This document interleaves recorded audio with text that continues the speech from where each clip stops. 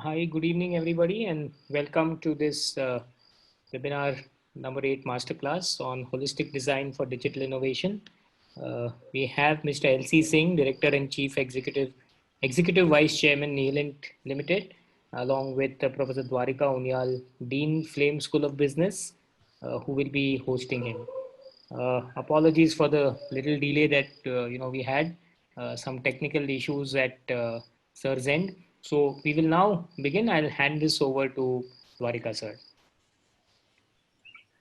Good evening, everyone, and thank you, Neeraj, for having me here. And we are so excited to have Mr. L.C. Singh, who is now the Director and Executive Vice Chairman of Nihilent Limited, as my colleague Neeraj has said. I met Mr. Singh a couple of years ago when I joined Flame, and Neeraj took me to Nihilent office, and I was amazed by the varied interests he has, apart from the illustrious professional, academic, and the industry career he had. I was amazed to know that there's a CEO who is also a filmmaker, a CEO who is into wildlife photography, and his passions are multi-forayed into various different disciplines. And this was exciting for me because very rarely you come across somebody who is an entrepreneur, a movie producer, a photographer, somebody who has run a multi-billion-dollar businesses across a few continents, but also very keen into education, also very keen to spend time with youngsters, somebody who is very, very keen to explore different kinds of areas. And one of his passions has been into design. And when we approached him for a masterclass for a larger audience, he immediately came up with this whole thought about looking at design thinking as an approach, as a philosophy, and also looking at how we could look at design for digital innovation, which is now very, very critical for all of us in this post-COVID world we're looking at. So, Mr. Singh, we will have almost an hour for your talk, and I will be keeping track of the question and answers at the Q&A. And once your talk is over, I could then pose questions from the audience, and then we will have 15 minutes or maybe 20 minutes for the Q&A. So, without any further ado, I would now, leave the screen and the floor and everything open to you, Mr. Singh, and so grateful for you to embracing this particular occasion. So, and a message for everybody, please pose your questions on the Q&A, which is there on your screens. Thank you, and welcome, Mr. Singh. Thank you. Thank you, Doctor. It's a pleasure. I can't see you because we are sharing the screens, but the idea is to summarize what design thinking is within an hour, which is quite a challenging task, because generally this is a subject which goes on for 3 days when you talk about design thinking. But I'll try to summarize and give you an insight into what you should be exploring. I think all we are going to touch upon is that the various things that are involved when you talk about design thinking. So what is design thinking? Essentially, it's a human-centered approach for problem solving. It is a collaborative approach, which means very digressed and diverse kind of people work with each other towards the solution. And with a designer mindset, that means you don't have a proposition already in mind. You have to be open in mind to learn something, something totally lateral, something new, and don't come with already a mindset that already have a solution now. And this is how you solve complex problems with a number of parameters. And why design thinking in the current environment is really complex problem solving, purely because we are dealing with the huge amount of data and the people, number of people, and the complex demographics and so on now, and ever-changing environment now. So that's why almost every problem that we are solving, business problem or otherwise, social problem, everything is a complex problem. And to solve a complex problem, you need a holistic approach, a systems approach to problem solving. And fortunately, we have design thinking as a tool, which can enable you to do that. Now, I have a big admirer of nature, and I'm giving you 3 examples of nature. Now, you know the cat family. What is special about cat family? That they're the most curious animal. And why is it curious? Because it wants to go on the top of the food chain. Now, you don't go on top of the food chain without understanding your entire environment completely. You should know the entire risks, opportunity, threats, and whatever we have learned about in management. They know one look and they know the environment. Their hearing power is 10 times more than us. Their visualization or looking at, the penetration of eyes and the ability for eyes to see is far more than us. And according to the brain and intent, your body develops. So that's the example of the cat. Okay. Again, an outstanding animal and creation of the nature now. So that's one. It's a complete design thinking which has gone into the evolution to create a magnificent creature like a tiger or a full cat family. This is another. This is an example of competition. This is a eucalyptus tree. Do you know that Australia, almost 2/3 to 3/4 of the jungles are essentially of eucalyptus?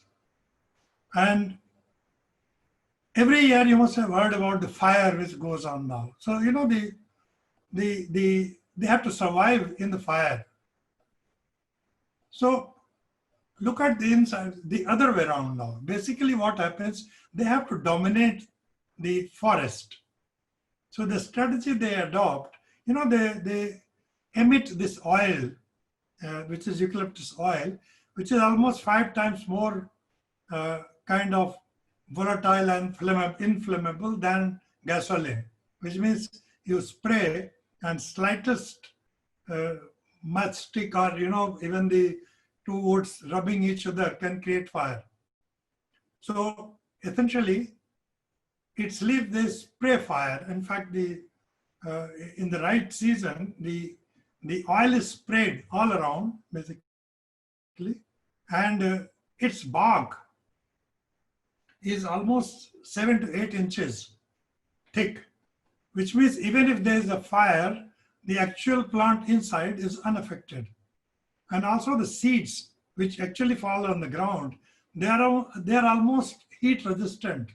There's no effect on them.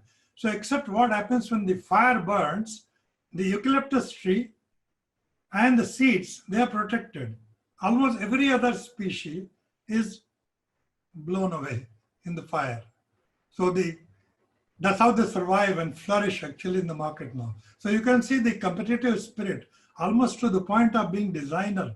So the whole thing being sprayed and almost instigating fire to ensure that only they are the champions of the forest. So we talked about basically, the curiosity. We talked about competition, and we talk about, now the empathy and, the beauty of lotus flower, the whole family. Now, what is special about lotus flower? If you see by design now, and besides being attractive and so on now, what is so special about it? That it is actually in the mud. Now, why does it grow in the mud? It must be extracting certain, minerals and materials which are crucial for its survival, because otherwise it should be able to live anywhere now. So we have to admire, just the flower. So besides the beauty of the corollas and the shades of, the pinks and the various colors that you get, and the shading like a painting perfectly. And, even the petals are calculated on Fibonacci number. So they are multiples of Fibonacci numbers.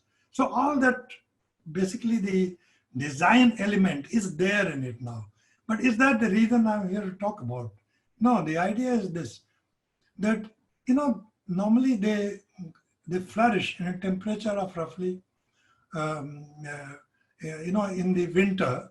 If you go in the north and all, even in Calcutta and Bengal and all, basically in the winter season or even up to now, there will be a lot of flowering. So, but the temperature at that time in the winter and all, in whole north area or wherever they are, is roughly about 14 to 15 degrees Celsius. Now what happens is basically at 14 and 15 degrees Celsius, they do attract a lot of insects, especially bees and other insects which come on, for pollination. Now the problem is the bee, for instance, is a cold-blooded animal, which means at 14 degrees Celsius, if it is put inside the flower, it will die. Now there's a problem now. So, and if they don't do that, meaning that if they don't come and sit, the pollination will not happen. So the entire cycle stops now. So what does the nature does? And what does the lotus flower does? What it does is basically raises the temperature of the flower. So while the stem temperature and the temperature inside remains at 14, 15 degrees Celsius, it raises the temperature of the flower to about 28 to 29 degrees Celsius. What a marvel of nature now. And so much so, in that's the empathy, what we call customer servicing. That's how the people who are helping you, collaborating you, you have to be, and the people because of whom you are, you have to understand their point of view and their welfare as well now. So that's what they do. So the entire habitat is protected because the way they deal with their, collaborators and so on now. Besides that, when the seed falls, for 2 generations, which means the previous generation and the current generation which has given birth to them, they do not compete. So they wait for 20 years, 30 years for the 2 generations to die down, then they come, essentially. And for that, they have to have a special material in the seed. And that seed is so beautiful and so strong that it can last up to 2,500 years. And if you plant them again in the right environment, they can again germinate, grow and flower. And this experiment, in fact, in Japan has been discovered, a seed of lotus, which was planted, and after 2,500 years, it actually bloomed. So such is the marvel of the nature. In fact, in short, I would say that in nature, every living entity, every living organism is a marvel of the nature and almost miracle. Each one does something special by design for it to survive. So the reason I'm talking about is that I'm not telling and requesting all of us to pay attention to nature to learn from them. Almost every instrument in engineering that we create is basically a copy or inspired by some beak of the wings of a kind of a bird or the beak of a bird or so on and all. So we look around everywhere, and merely by imitation we are able to do a lot of innovation and so on now. So if we open our eyes and ears, there's a lot nature kind of offer to present itself in front of us. Now we talk about, so we heard about the empathy, we talked about competition, we talked about the curiosity. Now we come to humans. Humans is a complex creature, and basically our entire success comes by collaboration. We come together as community, work together, and able to achieve far more than other species have been able to do now.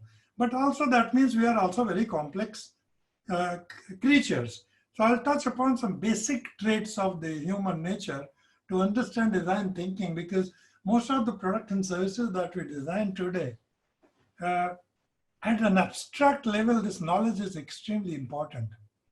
So what happens is that you can see this. So this is one individual, and this is another individual who has slightly smaller ego, and the other individual has a fairly large ego now. Now the point is, this is our entity, what we call I. This is our immediate family and other friend, close friend with whom we actually identify, and they become like part of me. Similarly on this individual and this family and their universe. So this is my universe and this is your universe, right? So how does the interaction take place? Basically what happens is that when two interact with each other, with each interaction, either I help this space which they are creating. So each one is maximizing their space continuously. That's how we are programmed. So whether we are creating means whether we are being liked, whether we are creating our circle of influence, whether we are making more money and therefore feeling more secure, is our psyche, expanding psyche, ever expanding psyche, call it ego or whatever, but this is our identification. We feel more secure as much space as we gather. Same thing this individual is doing now. When they interact, it all depends on what impression you are giving. Are you enlarging the other space or are you curtailing the space now? If you fight and tell somebody that you are a stupid guy, then essentially you curtail the space. He is not going to, or she is not going to like you. Simple. So, you know, the number of now products in the market, like Facebook, what happens now? The entire Facebook is based on what? Likes. Comments which are often basically good. Bad comment, 3 bad comments, 3 things which you don't like, and the guy is ousted from your friendship now. Why do you count so many likes? I got 1,000 likes. What do you mean by 1,000? Abstraction? No. Abstraction is being converted into your ego. Your space somewhere you feel that has been basically enhanced. That's why very smartly by design, they don't put dislike. You know, that will create actually a dissonance in you now. So basically the maximizing. So these things basically go into design when you're talking about human-centered design. So it's not a you know, a rule-based engine. You have to apply your entire psyche of individuals and interactions for designing such products and services. Now, today's world is this. Everyone is connected, right from a 3-year-old, in fact, even younger now, what we call Generation U. They are, I mean, they are a different breed altogether, frankly. You know, I keep up to date with a lot of technology all the time. I still struggle. But these guys don't struggle at all. At 3-year-old, he will teach you how to, or she will teach you how to navigate and how to stop and how to forward their video without teaching anybody now. So instinctively, they learn. So each one is connected basically. And in the cyber world, each connection is there now. What does it mean? Now, if you want to explore anything in this market, okay, these guys are continuously talking to each other. Before you become a supplier and join your forces here, declaring that you have a product, you have to understand this bit. Who are they? What are they doing? And so on. And that's a complex task. So this is where the design thinking comes. How do I capture who these guys are and what do they want, what they aspire for? Only then this works. So the days where, you know, the 4 Ps where we used to sit in our air-conditioned offices as businesses, right? And apply our mind, what does this particular demographics want? And now in our wisdom, we will devise a product for them. And then use, you know, all those placements and positioning and clever advertising to push this product in the market. So the louder the voice, bigger the brand, and you know, the cleverer the advertising agency, the better the results, essentially. Those days are gone. Why those days are gone? Those days are gone. Because now these guys are talking to themselves.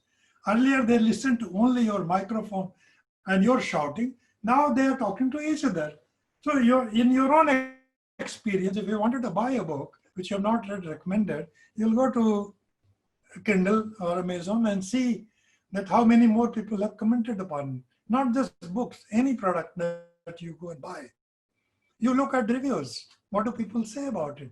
So therefore, I'm saying, and your peers and friends and everything, they are continuously advising you what product to buy. And so therefore, collectively, the entire audience is involved in choosing a product to succeed in the market.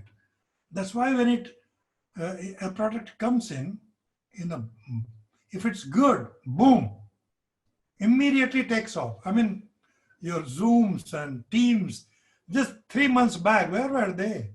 How many people were using it? But there was a need suddenly felt, the product appeared, adopted almost in no time. Frankly, this telepresence, this all kind of multimedia discussions and all, big companies have been struggling for 5 years, 10 years. I'm talking about. I remember telepresence I saw actually in the, almost 10 years back, a presentation costing a huge bomb of money.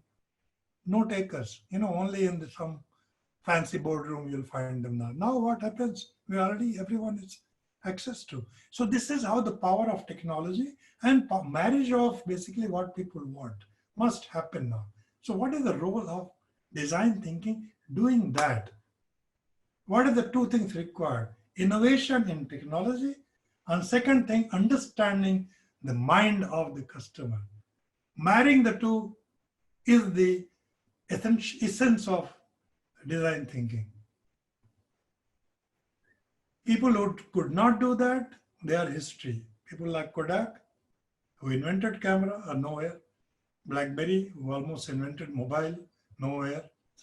Nokia, same thing. It became, a non-player into the whole market now. Why? Some disconnect happened. Why? Because the people whom they were servicing, they took for granted. And not just these.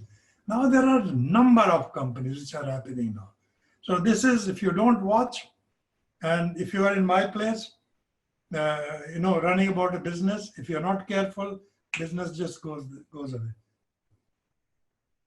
And then in the same time, while others were struggling, these companies came from almost nowhere. Of course, Microsoft were there, but then transformed so much in the last 3 years.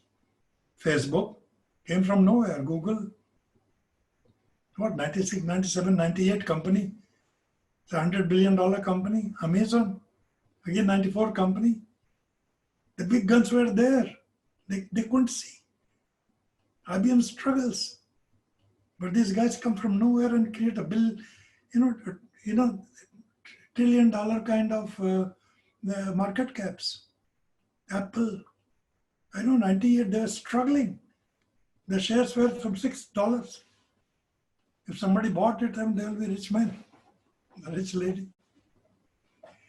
And not just them. I mean, just in 4 or 5 months, you have a number of products which have appeared because of the specific situation. But opportunism and situation and also some technology can solve a lot of problems. And that's what innovation means. You cannot wait for lightning to strike you. You have to work hard to make things happen. Now, when you talk about decision making of a customers, why would somebody buy something? And in order for us to understand humans, we must understand one thing. We have 3 parts in our brain. We have a reptilian brain, basically, which just looks after your, basic things. Then you have evolution also has given a lot of emotional part within the humans. We can cry, we can laugh, we can empathize, we can connect with you, unlike any other animal, especially at a very gross level or mass level. And then rational thinking. If I were you, I'll ask questions, but I'm not going to ask, basically. But what is shocking actually in this now, that the emotional brain in humans dominates. Almost 95% of your decisions, you are influenced by your emotional appeal for the product or service or what is being said to you. Only 5% rational element comes in now. And reptilian, you understand now. The visceral things basically are there. Survival instincts, your procreation, they are not going nowhere. And again, they are in powerful positions now. But in a commercial environment where you have to sell something, the emotional element in designing a product and service is extremely, extremely important. So if 95% decisions for buying a product are based on emotion, then are we really, rational, people? And if not, then what must we know? And how do we cope with it now? Advertisers know it very well. That's why you see this beautiful, advertising and so on now. And why does every advertisement appears in a particular way? You know, uh, you know, there are ads designed for females. There are ads designed to invoke emotion in males and so on. I'm just touching upon to understand the vulnerability or weaker points of humans, which can be maneuvered and manipulated. I won't say manipulated, we are designing a product, but appeals to them. What appeals to them? My job is to give it to them.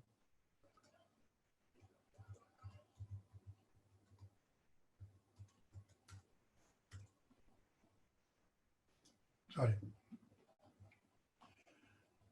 We created, using emotions, we created a corporate film, which I think they will give you in the slide, or you can see it. And if you click on using your mobile on this one, then it will take you on the film.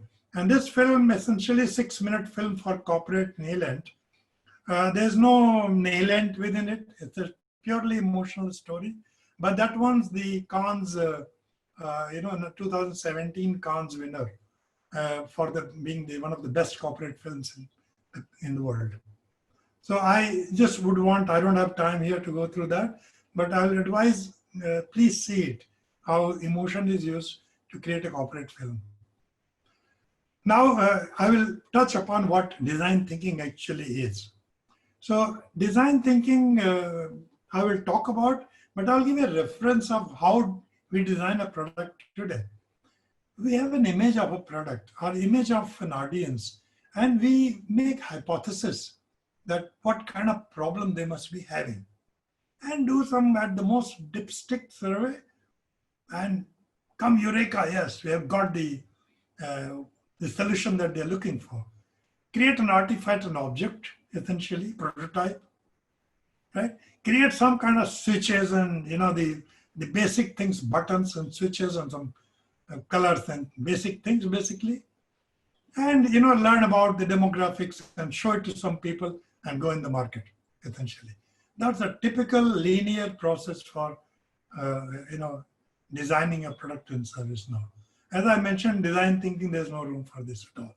If you continue doing that, I don't think, the company will be long there in the marketplace.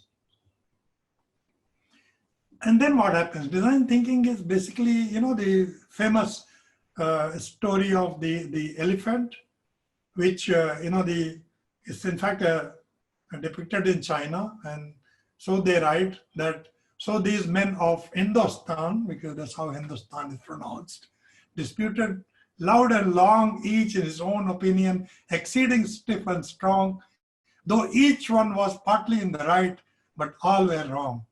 So you understand that the people who touched this the tusk, they thought it is one thing. Who touched the tail, they thought it's a snake or something, and so on and on. So what they are saying in actuality, they were right, but holistically, they were all in wrong. And if you create a product for such parts of the elephant, obviously it will be of no use. So often it happens now. So how do we understand the problem of people? And how do we understand whose problem it is, why it is there, how did it appear, what can be done about it, and who are, so all those questions on, the what, why, how, unless you start questioning that, you'll not know how deep, this thing is. So, the facts are known very little. When you talk to people actually on the, often you will find that, especially in America, a lot of surveys are done. If you go to Macy's or somewhere, somebody will meet you outside, offer you $20 discount, and ask you to answer some 20 questions. Now your mind thinks and everything is not there. Your mind is on $20 or not answering honestly anything that they're looking for. So you never get to know the truth. You might get a symptom of the truth. We'll never get to know the truth now. what I'm saying is the current questioning mechanisms will not suffice. So we have to do something different. Design thinking also is it's a multidisciplinary thing basically now. It's a mix. Basically, there's two parts in the brain. There's a left brain, right brain. So there is an engineering mindset and there is a creative mindset now. And what a better example, an advertising agency's chief, and a software designer's chief. They are two poles opposite. And now if you're expecting IT companies now to deliver something like this, it's a massive task. So now what you're finding, advertising agencies buying, the software companies, and software companies buying the digital or design thinking companies now. What happens? One or the other tries to control the entire population. And obviously, they have either engineering mindset or they have the creative mindset. None of them going to work. If you take in nature hides its engineering. Even if you take a leaf, a flower, so much engineering is inside. But the engineering part is covered so beautifully that if you want to ignore, at the face of it, you will. So it's beautifies it totally. And again, even for beautification, mathematics is used. What is the aesthetics? So there's a lot of mathematics is used even for, creating that beauty. But essentially what I'm talking about, you need a mindset, integrated mindset, which means the leadership of such integrated companies have to be different. And that's why the Googles, that's why, the change of leaderships happen. People who can do it, they will succeed. So what is the difference between essentially design thinking approach and traditional thinking? Traditional thinking, you see flawless planning. It's kind of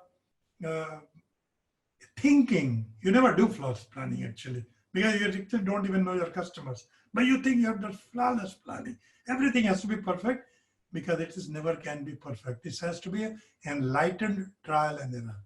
What is enlightened? Means you should know everything that can be known. And then trial. Create a fast proof of concept. Show it to them. In conventional fail safe, you don't fail. You launch and should succeed. Here, no. You launch a prototype, fail fast, again improve it now. How many versions of Windows have you seen? You can't even add and keep track of it. A rigorous analysis, a rigorous testing, opposite analysis. Presentations, lightweight experiments, more practical, you can see that now. Arm's length customer research, dipstick at the most. Some discussion with some. Deep customer immersion. Periodic, continuous. Thinking, doing. Even though the name suggests design thinking, actually it's a misnomer. It's more about doing than thinking.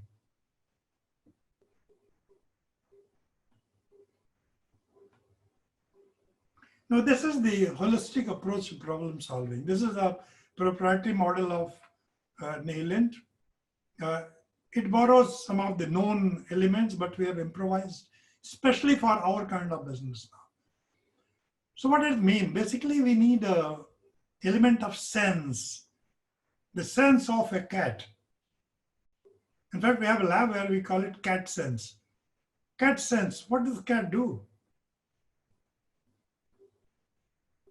It's like, without any biases, sit and study the environmental kind of conditions, legal conditions for creating a product, technological, political, economic, social. You must understand the context within which you are creating or, going about creating the product. You must have also a sense of the customer. You must have a lot of data. If you have a lot of data, use that data to create intelligence and sense. That's what we mean by sense.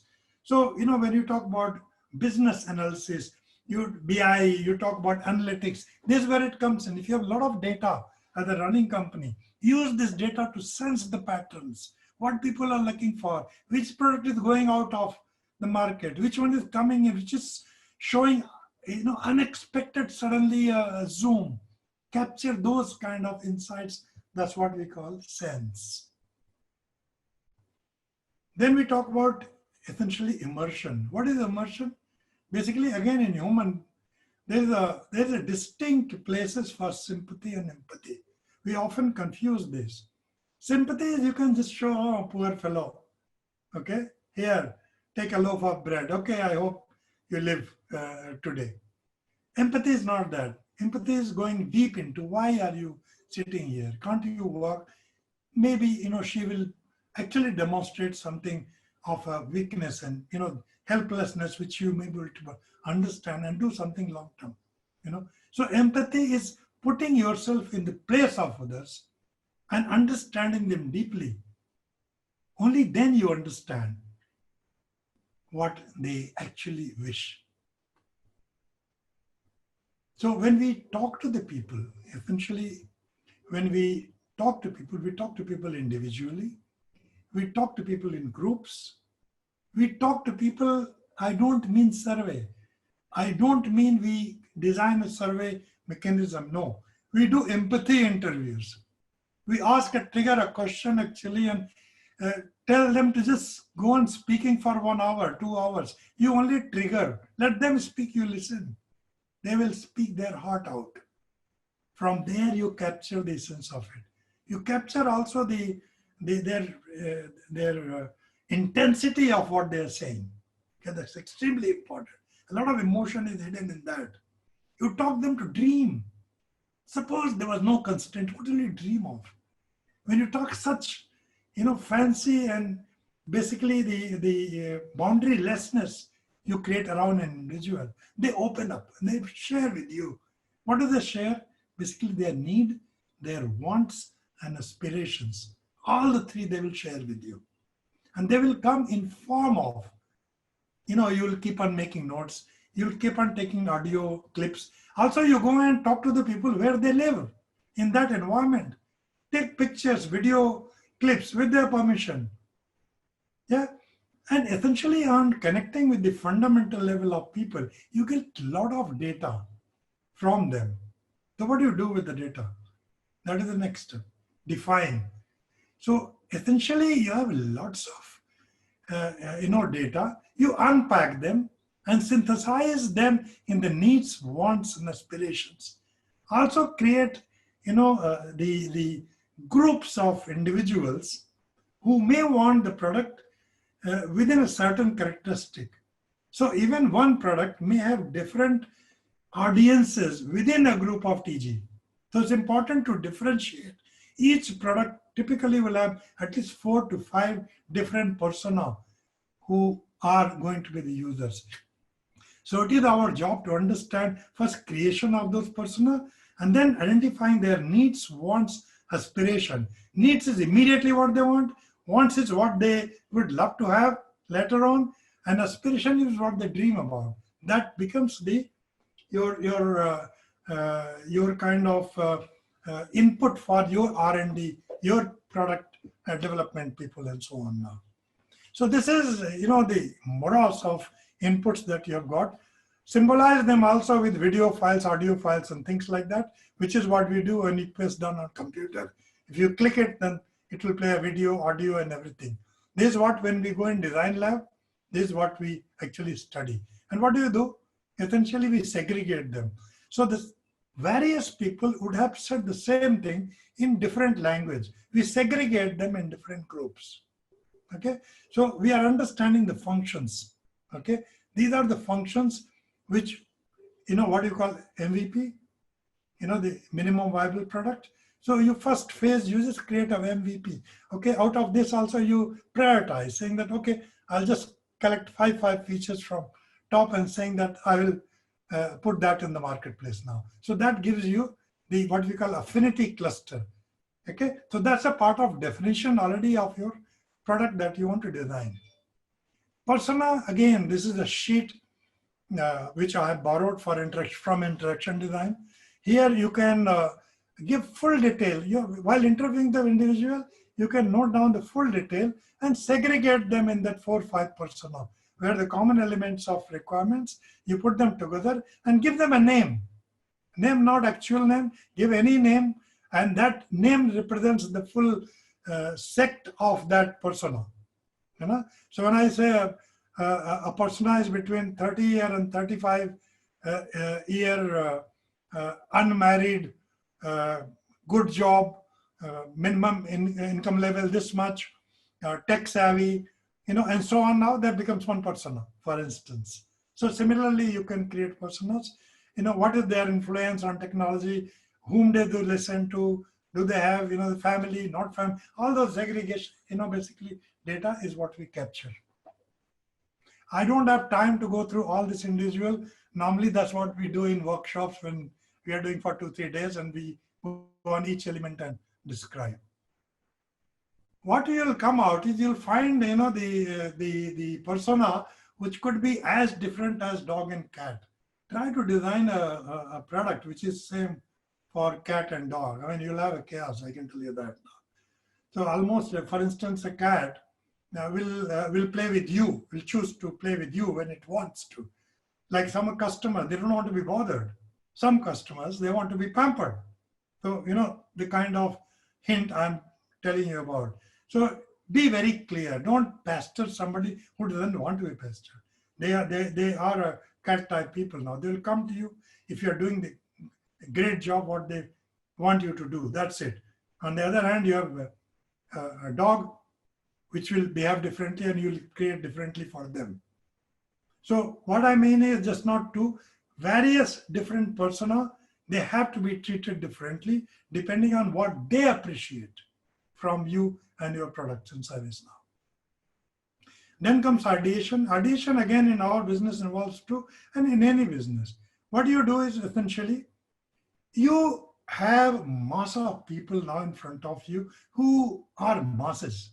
Your job is to create those personas and understand their needs, wants, and aspirations, basically. So that is one thing, is to understand them much better than you understand in this crowd. Second thing, you are also experimenting on technology. Being an enterprise, you now are ready to marry the two. So it is not one or the other is more important. Both are equally important. You bring them together, the innovation in technology, the cutting edge, bleeding edge stuff, you marry with the needs, wants, and aspiration, create a prototype. That's ideation. You don't create one prototype, you create number of prototypes. And then you choose. How do you choose? You choose on the following criterion. You have must be desirable. So on desirability, which is the best performing product or the prototype that you have created, the technical feasibility of it now. Is it feasible, right? Can you actually create a mass production of this one? And viability. In doing so, business-wise, will it be viable? So the products which appear here meet all the criterion is the product which goes beyond ideation for building. And then you enter the build. Now you build the product. Depending on which industry you come from, you will be building the product. In design thinking, essentially you start with lo-fi. You don't create the best product in the world, no. You start with something, launch in the market, take feedback, improve it, and so on and all, rather than creating a hi-fi product. You reach to hi-fi through various steps starting from lo-fi.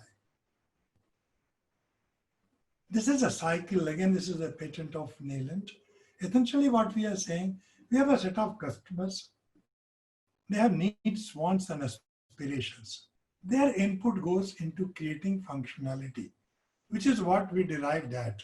When we mapped the needs, wants, and aspirations, created an MVP, our first pass, create a functionality which is utilitarian in nature. So that's first empathy you have created with the customer. But then now you need usability and interaction heuristics. We have discovered in the market that there are products where you can't, it reaches through courier service and they can't find the switch, where the switch was. And they will make a call immediately now. So it shouldn't be, there has to be a consideration for designing the usability of the product. So if you're creating a mixie for housewives, the housewife should have tested the product even before it goes into the marketplace now. So we'll come to the testing part and so on now. But while designing itself, we involve, these actual users to give feedback now. We put them in the environment, which is simulated also in a lab environment, and and we have also got about 256 rules, which is again, we have assembled from all the research scholars worldwide, about 100 papers. And so basically we test each product. We have to test these products on these heuristics on how to design these interactions that we create. Similarly, aesthetics also. Aesthetics is a lot of mathematical formula, plus a lot of emotional elements also, which come and play a role depending on the audience. Again, the experts on the right brain and others, we have rules and things like that. There's not the place, but I'm only giving you one example. For instance, housewives who buy almost 80% of utility for your homes, okay, 40% of them being the toys and the aesthetic looking kind of things, their decision to buy is based on just color. Just color. Everything else remaining equal. Aesthetics, color will differentiate and will be picked up from the shelf. So you can understand now the right brain people who are giving inputs, they will help design these kind of things. And then emotional connection. What is that? Why people should buy? Can you create a bigger cause? Can you create a bigger cause? For instance, you buy Tesla. Now, why do you pay double the cost of a BMW for similar kind of feature? Minus, of course, the power. Basically, because you're helping the environment. You are already in the category where, you have enough money to buy either. But the fact is, since you are helping the environment, it becomes a bigger cause.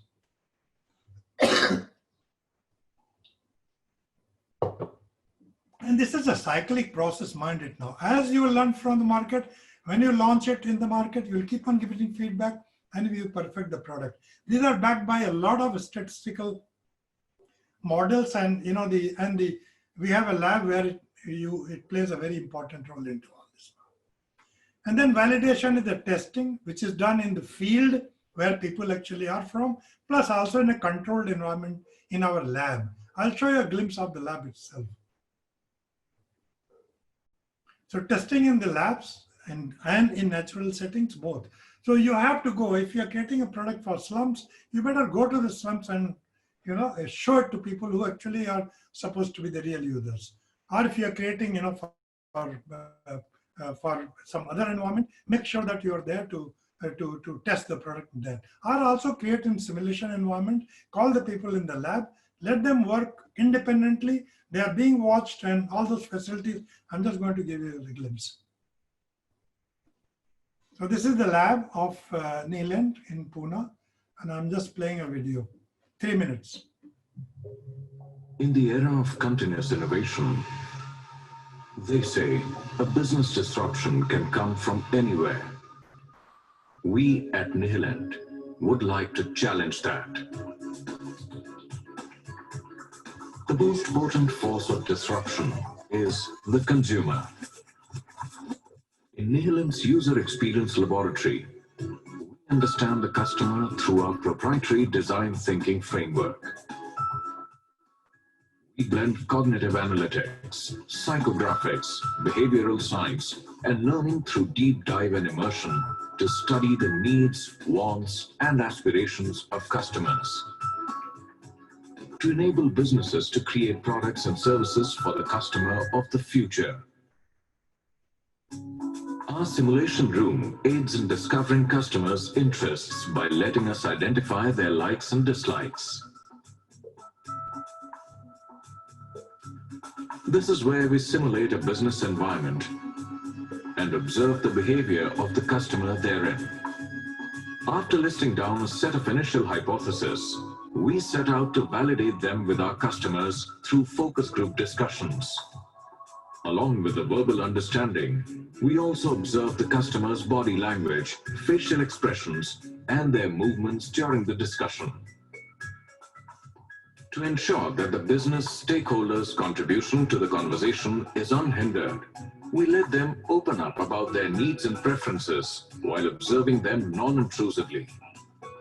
When it comes to user research, there will be instances when a user says something and means something else. To bring objectivity to the multidimensional user perspectives, we capture the emotional feedback of the user. We scientifically capture a person's eye movements, track a person's neural patterns, and follow the mouse movements in response to a product or service. This enables us to optimize products and services based on customers' usability patterns. Understanding the customer from every possible dimension. This is our secret sauce for consistently creating products and services that people love to use. With insights from the customers, we take the learning to ideate in our design lab, a place where chaos and clarity coexist in the form of stick notes, affinity diagrams, and mind maps. A place where hungry minds work to create the next big innovation in this business world. A place where the future is built in the present.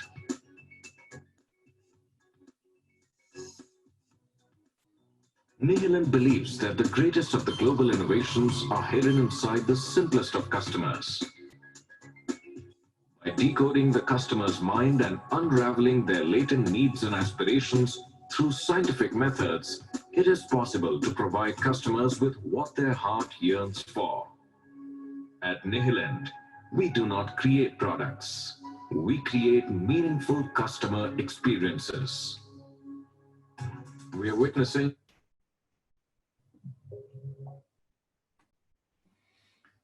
So essentially, we started with defining the challenge, observe people, form insights, frame opportunities, and then brainstorm ideas, try experimentation, build, measure, learn, circular process, again, agile, until we have achieved reasonable satisfaction to go to the market. That's when we launch the product. And it's a continuous cycle. Sense, empathize, define, ideate, build. The day you stop in just matter of time, the product will cease to exist. So it's a continuous process. The innovation, the feedback from the customer, and improvisation, and the new versions have to continue to happen all the time in the cycle of design thinking. To summarize, essentially, what we have done is, the whole thing is learning. From sense to define, it was a wide perspective. We started from sensing. Wide perspective in immersion, when a lot of data we collected and segregated and narrowed down, created ideas. Again, we kind of expanded our horizon, marrying the two things, essentially the insights into the customer and insights into technology, marrying them together to create alternatives, choosing them, and again, after choices, it becomes narrower and narrower. Finally, you create a focused product which goes into the market. We have a product which you can go through using design thinking, which we wanted to launch. Unfortunately, it coincided with the COVID, so we are waiting. Hopefully, we are venturing into, but you must go. It uses all kinds of technology like your natural language processing, your AR, VR, everything you can think of. It's a site for pictures and paintings and things like that. You can see it actually on your own wall by projecting it on the on your own wall and seeing how to look and so on. Now you can order and you'll get a printed frame the way you want it and so on now. So normally you can, if there was time, we would have demonstrated to you, but you are most welcome to try it on artorial.com. It's actually online, Azure, machine learning, all that is available on that now. And that's it. I think I'm just in time. Fantastic. You're exactly on time. Mr. Singh, it's a very, very insightful presentation you had shown to our participants, and you've taken them through. I know it's the whole design thinking workshops and the processes takes almost a couple of days where you actually do things, but to get a glimpse of what does it really take to first create a mindset for design thinking, and then to how to go about the whole process itself. You've taken them in a much more very easy and very, very simplistic manner without too much of jargons, without too much of technicalities. I think only you could have done it. Thank you. The couple of quick questions which have come up, I would request the participants to keep feeding questions, but let me just start with one of the questions from one of our MBA students, Komal. Her question is that when design thinking an existing product, when you're doing it for an existing product, is it okay to radically redesign or bring change gradually, especially if it's a well-established brand? So that's what Komal's question is. No, I think certainly you can look at the improvement and elongate the life of the current product. But in parallel, I think it will be a good idea also to look at a complete new way of looking at your customer and evolving customers, and what has changed within there in terms of mindset. They understand that the brands create loyalty to a point. Yep. So while they may stick to your brand, and to that extent, any improvement will elongate that, which will buy you time, which is fantastic. So I would certainly say that applying some of these heuristics and other elements, and at least talking to more customers than you do today, you can certainly bring improvisation and elongate the life of the current product. But in parallel, there must be an effort to make a completely different product, to match the new range of customers. Yeah, that's what a lot of tech companies do. Absolutely. They keep killing their own products. The Yes. whole EOL is defined the day you launch the product itself. So you know that in 2 years time, 1 year time, 6 months time, the new line will come up. So you know what's your pipeline is. So I think very, very critically. Same could be done in multiple other businesses beyond tech as well. I think we need, in many, many product categories, we really need that. Whereas nothing has happened in last 100 years. Yeah. If you talk about the beverage industry, the Cokes of the world, and so on and so forth, they've been there. Anywhere also, as soon as the competition happens because of the online availability of things, yes, that itself creates a totally different competition. Yes. So what earlier you could just go to a shop and 3 brands possibly, now it is not so. So even as a product vendor, one has to be aware that your competition has multiplied. All kinds. You'll have national brands, you'll have private label brands. Yeah. You will have local, you will have heritage brands. So now the improvisation and some kind of mapping very much required. Yes. Okay. There is another question by Pragnya Naredi. She is asking, does agility act as a catalyst in the design thinking process? And how are two different from each other? Sorry, come again. Her question is, does agility act as a catalyst in the design thinking process? I think you've explained it there, I guess, in one of the slides you had. Agile C, anyway, we have been in software, we have been using it since last 6 years, 7 years. Agile methodology, basically so that and DevOps and all that, basically in the context of that, as you are developing, you keep on deploying as well, essentially now. So I'm saying it's true even for any product. So I'm saying that the whole evolution of a product doesn't have to wait for major change, but you can keep on improvising and keep on launching. So the same thing can also be implemented in any product almost, not just in. So it's a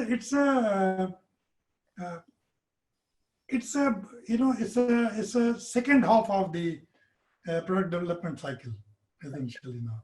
So again, if you are extending a brand, it's very useful to adopt to the process. But in beginning, otherwise it has to wait till I've done the sense and deep immersion, and then we talk about agility. Right. Initially, you have to be very patient. I know. A third is a question from Avkash Dagur. Avkash is also our recent graduate. He was the gold medalist, very, very bright student. Avkash is asking, how does one go about developing a product from scratch? So he's giving an example, say a hybrid electric vehicle where customer insights could be limited, but with known cause and deliverable. So he's saying, how do you go about developing the whole product from scratch in this whole design thinking? I think that's where the design thinking is the best utilized, because you have completely new ideas and thoughts, and you're not, though the insights are limited, but they still exist somewhere in the dormant minds of the customers, and you have to extract them. Your thoughts, Mr. Singh? So essentially, you see, in electric vehicle, when you talk about what is driving it, you have to understand 5 points which drives the whole the product now. So and I'm not a technologist in that nature, but let me guess, I'm saying battery will certainly be a major innovation candidate for you.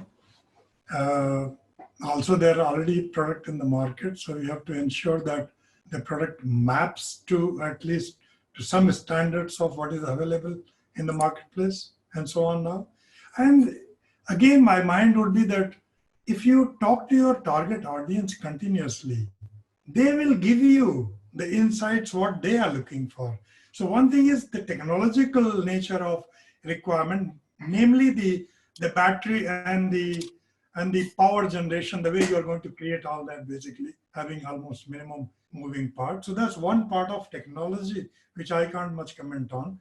But the user point of view, that's extremely important, that involve them, that what is it that they're looking for, especially in, let's say, our context of things now. So, that is important thing, basically. So as you go and talk to them about their needs, what do they need today? What do they want tomorrow? What do they dream about in terms of their vehicle? So for instance, now, we don't even have charging machines. Even in our society, research society, what is the repercussion of putting that now? What about if you take the car elsewhere after 300 miles, what do we do? And so on now. So you have to also focus on the entire infrastructure development. Therefore, you have to play an influencer role. You talk about Edison. He was not just an inventor.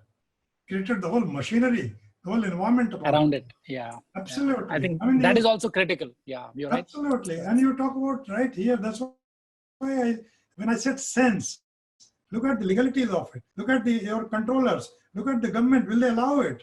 Look at the RBI, what it's doing to your money now. So I think they can block it anytime. I know. True. So you have to look at all those angles and you have to also become then an influencer to them, which is what Tesla did. Yeah. They influence the market so much so, and they do go to great lengths to propagate the message. Yeah. They have a think tank which they propagate. They talk about AI. Multiple levels, yes. The lobbying, the oil lobby, the establishing automobile the thought leadership. Establishing the thought leadership. Why do you look up to him? Because he established, and all these companies, whether it is Google, whether it is Facebook, in all these companies that we refer to, Amazon, they have established themselves as thought leaders. And to be seen as a thought leader also is a designer element. You cannot just do it. Nobody is going to accept you as a thought leader. We can keep on sitting here and keep talking. What do?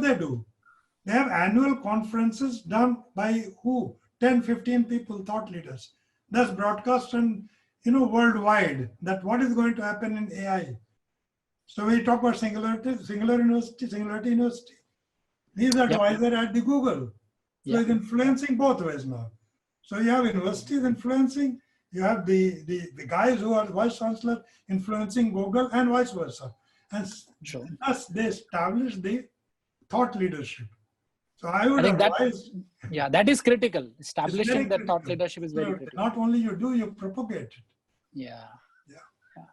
Purvi Jain, stole my question. I was about to ask this question. Her question is, could you throw some light on using design thinking process for a service, specifically for a service? Because I think sometimes it's being seen a lot more from the product side and prototyping and so on and so forth, but I think it is equally important for the service elements. No, so your thoughts? Yeah. When I say product, it includes service. So the model that we have drawn upon also is a complete service model also now. So even service now, in fact, what happens in service that rather than customer, when we talk about, you talk about also stakeholders. Now in design thinking, stakeholder actually is your customer. Yes. I didn't elaborate all that now. So for instance, if you go to the call center and a guy takes your call, now he's essentially a service provider. But to the enterprise point of view, when the enterprise designs a system for them, right, they have to be a stakeholder and customer. So what happens is that if, for instance, a customer calls, let's say you're a bank and you're a call center to a bank, and I have 5 different dealings with the bank, right? And I talk about being serviced on, I have a problem with one particular service. I came and inquired you for one service. But in my mind, I'm aware that I'm very important customer to you. But if the service, stakeholder doesn't have a view of that and sees you as a savings bank customer, right? How will their behavior be? Yep. So, not as an HNI, not as an HNI for sure. So all I'm saying is that, that's why the stakeholder, when you're in service delivery especially, the product takes the shape of a stakeholder. And the processes which you are designing, how you're servicing the customer. That's what the product is. See, finally, product is what? Is services have been put together in a hardware or whichever form to provide that service. So I don't much differentiate. Every product ends up becoming a service eventually, Absolutely. Anyway. So the experience on the other side must invoke customer response in tune with what they expect you to. I think if we flip it and just focus on the customer experiences rather than getting into the semantics of a product or a service. Correct. End of the day, we are all talking about all customer experiences itself. Very true. The way they are consuming it, the way they are looking at us, the way they are expecting from us, their perception of us, their expectation out of us. All of this, if we are mapping it from the customer side of it, and that's why I think what you talked about, creating the customer empathy is the beginning of how do you go about this process itself. The customer journey mapping will start with the empathy towards the customer side of it and mapping it up. In fact, to add to that, essentially what we are talking about is every customer touch point must have a unified experience.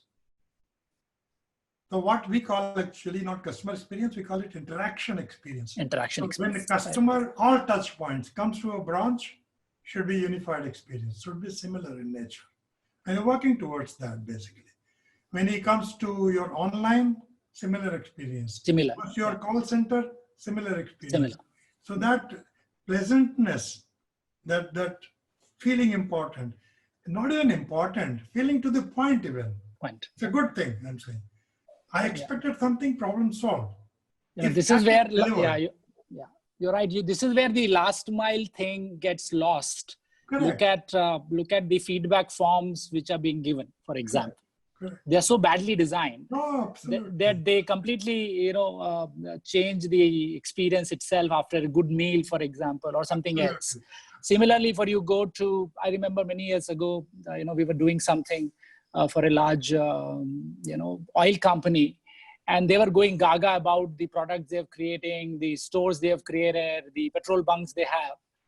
And I said, the guy who is delivering that experience is the 9th pass guy. Have you trained that person who's delivering that petrol on your, or a diesel on your, in the customer's car? And and that's nobody's bothered about, because, they were all talking about, this is very, in the last mile, sometimes it's completely, and because you've not taken into account the whole interaction, which you talked about. In fact, when I say about product delivery, it includes every such service point unification into it. Unification of that. Absolutely. Perfect. I think we've done with the question and answer. We're almost in the end of this webinar. On the behalf of Flame University, I would really like to thank all the participants who have taken their time and come for this interesting engagement with Mr. LC Singh. And on behalf of everybody at Flame University, Mr. Singh, we've been trying to have you at campus for quite some time. I hope this was a good start. I was telling this to Deepak as well, that technology helps in bridging those gaps and distances. So thank you for such an elaborate and lovely engagement. For others, we would like to tell you that we are having the next masterclass with my colleague, Professor Smita Chaudhary. She is the chair of the Department of Human Resources at Flame University. And Smita is talking very, very interesting topic on using research to improve employee performance. Smita is a human resource professional. She's an alum of IIM Bangalore and IIM Calcutta, and has worked in PricewaterhouseCoopers for quite many years. So it would be very, very engaging and interesting, especially for the HR fraternity. So if you happen to be one, or you would like to be part of it, we would be more than happy to host you. Till then, thank you. Take care of yourself, your family, stay safe, and stay put, and God bless. And thank you, Mr. Singh, once again. And thank you, Deepak, for all the coordination you've done and your office has done. And thank you, Neeraj and Anju, for hosting us in this case. Thank you, everyone. Thanks. Thank you. Thank you. Thank you.